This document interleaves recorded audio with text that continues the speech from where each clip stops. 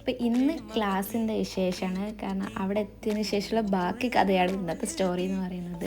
First registration ആണ് അവിടെ വന്നപ്പം തന്നെ.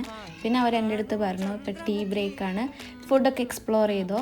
കാരണം ഞാൻ അവിടെ എത്തിയത് 7 മണിക്കാണ്, 8 മണിക്കാണ് ക്ലാസ്. പങ്ക്ച്വാലിറ്റി കുറച്ചധികം കൂടിപ്പോയി.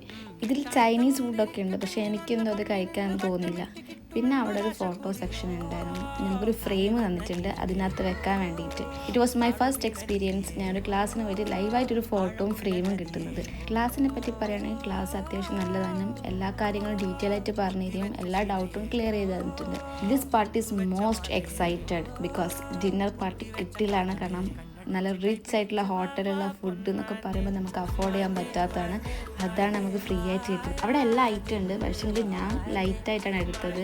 അപ്പോൾ ഡെസേർട്ടും ജ്യൂസും കുറച്ച് പാസ്തയും പിന്നെ ഫോട്ടോ വായിച്ച് നേരെ വീട്ടിലേക്ക് കിട്ടും. ഇപ്പം തന്നെ ടൈം 11 o'clock ആയി.